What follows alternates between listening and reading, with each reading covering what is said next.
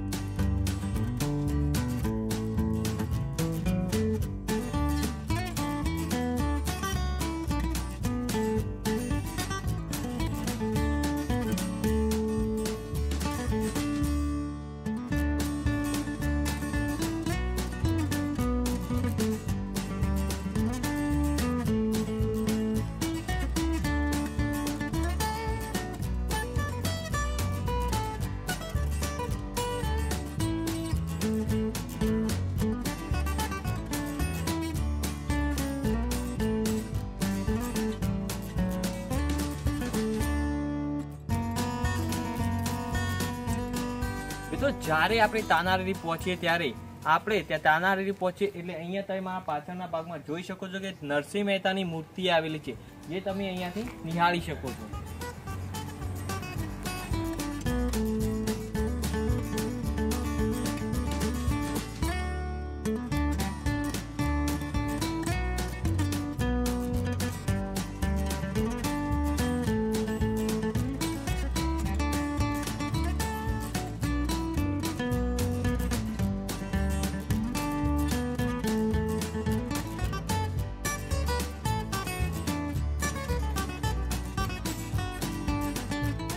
नरसिंह मेहतानी मूर्ति निहाळ्या बाद ज्यारे आपणे तानारीरी तरफ प्रयाण करीए त्यारे तमने अहींया पार्किंग जोवा मळशे। अहींया तमे तमारुं पोतानुं साधन लाव्या होय ते प्राइवेट साधन लईने आव्या होय के तमे अहींया पार्किंग करी शको छो। सारी एवी सुविधा छे।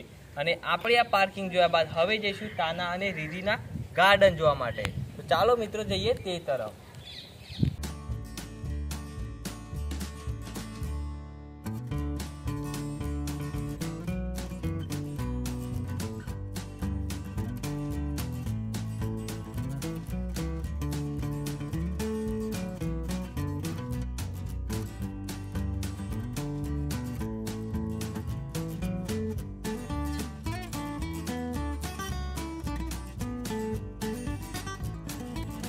तो मित्रों आपणे पार्किंग जोया बाद ज्यारे ताना રીરી तरफ आવીએ ત્યારે તમે મારા પાછળના ભાગમાં જોઈ શકો આ છે તાના અને રીરીનો ગેટ, જે તમે અહીંયાથી જોઈ શકો છો। મિત્રો આપણે અહીંયાથી અંદર જઈશું અને અંદર ગયા બાદ તાના અને રીરી બે જે ડેરીઓ આવેલી છે કે જે મંદિર આવેલા છે તે નિહાળીશું અને ત્યાં આવેલા ગાર્ડનને પણ જોઈશું। તો ચાલો જઈએ મિત્રો અંદરની તરફ।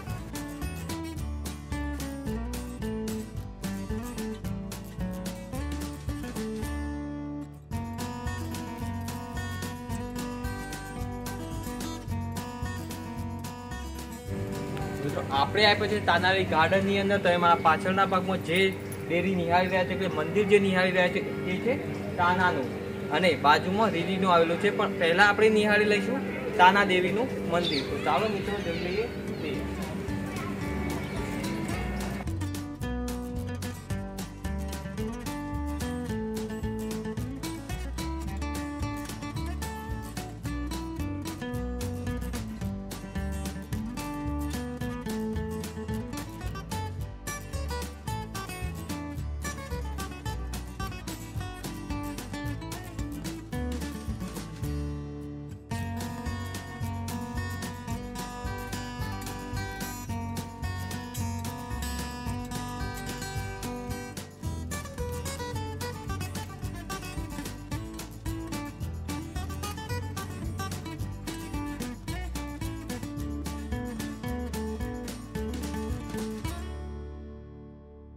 પણ મિત્રો તાના દેવીની ડેરી નિહાળ્યા બાદ અહીંયા બાજુમાં આવેલી છે રીરી ડેરી, તે આપણે જઈને નિહાળીશું।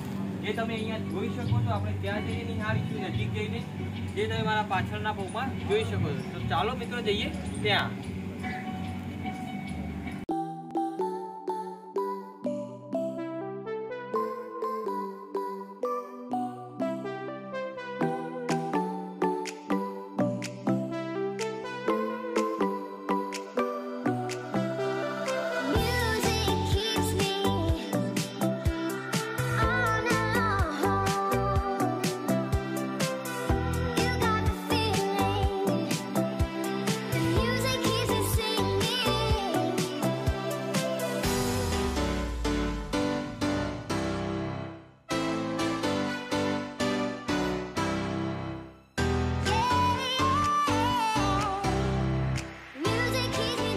આપણે નિહાળી તાના અને રીરીની બે ડેરીઓ, અને હવે આપણે જોઈશું તાના રીરીની અંદર આવેલા ગાર્ડન અને તેના ઇતિહાસ વિશે આપણે આગળ જોઈશું। જે તમે મારા પાછળના ભાગમાં ગાર્ડન જોઈ શકો છો અને તેનો ઇતિહાસ પણ હું કહીશ। તો ચાલો મિત્રો જઈએ આગળ।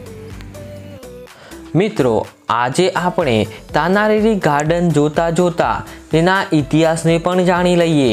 તો મિત્રો, 16મી સદીમાં ભક્ત કવિ નરસિંહ મહેતાની પુત્રી કુંવરબાઈએ પોતાની પુત્રી શર્મિષ્ઠાને વડનગર પરણાવી હતી, કે જેના નામ પરથી રચાયેલું શર્મિષ્ઠા તળાવ આજે પણ જોવા મળે છે। શર્મિષ્ઠાના ઘરે 2 દીકરીઓનો જન્મ થયો, જેઓને તાના અને રીરી નામ અપાયા। જાણે કે સ્વયં રાધા કૃષ્ણએ સૌંદર્યમાં અપ્સરા સમી અને સંગીત નૃત્યમાં ગાંધર્વ સમી આ 2 કન્યાઓ શર્મિષ્ઠાને ખોળે વરદાન રૂપે આપી। તાના રીરીએ સંગીતની આકરી આરાધના કરીને રાગ રાગિણીઓનો ભક્તિભાવથી સાક્ષાત્કાર કર્યો। બંને બહેનોએ ભૈરવ, વસંત, દીપક અને મલ્હાર જેવા રાગોને આત્મસાત કર્યા હતા। તે સમયે અકબરના દરબારના નવરત્નોમાંના એક સંગીતકાર સમ્રાટ તાનસેનને અકબરે દીપક રાગ ગાવા માટે કહ્યું। એમ મનાય છે કે દીપક રાગ ગાવાથી દીવાઓ પ્રગટે છે, પરંતુ સાથે સાથે આ રાગ ગાનારના શરીરમાં દાહ ઉપડે છે। તાનસેનને બાદશાહની આજ્ઞાથી દીપક રાગ ગાયો। દીપક પ્રગટ્યા, પરંતુ તેના શરીરમાં અંગારા સળગ્યા હોય તેવી જ્વાળા ઉઠી। તાનસેનના શરીરમાં લાગેલી આ અગ્નિજાળને શાંત કરવાનો એકમાત્ર ઉપાય હતો મલ્હાર રાગ। મલ્હાર રાગ ગાનારની શોધમાં નીકળેલો તાનસેન ફરતો ફરતો વડનગર આવી પહોંચ્યો અને શર્મિષ્ઠા તળાવને કિનારે મુકામ કર્યો। પરોઢ થતાં જ પનહારીઓ તળાવે પાણી ભરવા આવી। તાના અને રીરીના ગળામાં પાણી ભરાતા જે સૂર ઉઠ્યા તેમાં તાનસેનને મલ્હારના સૂર સંભળાયા। તાનસેને તાના રીરીને મલ્હાર રાગ દ્વારા પોતાના શરીરનો દાહ દૂર કરવા વિનંતી કરી। તાના રીરીએ પિતાની સંમતિ લઈ હાટકેશ્વર મંદિરમાં રાગ મલ્હાર ગાવાની તૈયારી કરી। તાનપુરાના તાર ઉપર આંગળીઓ ફેરવવા લાગી। તાના અને રીરીએ રાગ મેઘ મલ્હારના સ્વરે છોડ્યા। થોડી જ વારમાં મેઘ વરસી પડ્યો અને તાનસેનના તન અને મનમાં શાંતિ થઈ। દિલ્હી પાછા ફરીને તાનસેને બાદશાહ અકબરને આ ઘટના વિશે વિગતવાર વાત કરી અને તાના રીરીના ખૂબ જ વખાણ કર્યા।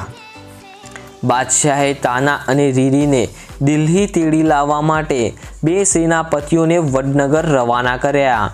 બંને સેનાપતિઓએ વડનગર આવીને તાના અને રીરીને દિલ્હી આવવા માટે કહ્યું, પરંતુ તેઓએ ના પાડતા સેનાપતિઓએ બળજબરીપૂર્વક દિલ્હી આવવા માટે પણ દબાણ કર્યું। આ દબાણને વશ ન થતાં બંને બહેનોએ ઘેરા મનોમંથન દ્વારા આત્મ બલિદાનનો માર્ગ વિચાર્યો અને ઈષ્ટદેવની આરતી કરી સૌભાગ્ય શણગાર સમજી અગ્નિ સ્નાન કરી લીધું। મહાકાલેશ્વર મહાદેવની પાછળ જ્યાં શમશાન આવેલું છે ત્યાં તાના રીરીના પ્રતીક રૂપે બંને બહેનોની દેરીઓ આજે પણ તેમના બલિદાનની સાક્ષી પૂરતી ઊભી છે। તાનસેનને જ્યારે આ વાતની જાણ થાય છે ત્યારે તે ઘણો જ આઘાત લાગે છે અને તાના અને રીરીને યાદ કરતા મનમાં પગે લાગે છે। તો મિત્રો, આપણે જાણ્યું તાના અને રીરીના ઇતિહાસ વિશે પણ, અને આપણે જોયું તાના રીરી ગાર્ડન। તમે તે હાલ નિહાળી રહ્યા છો તે।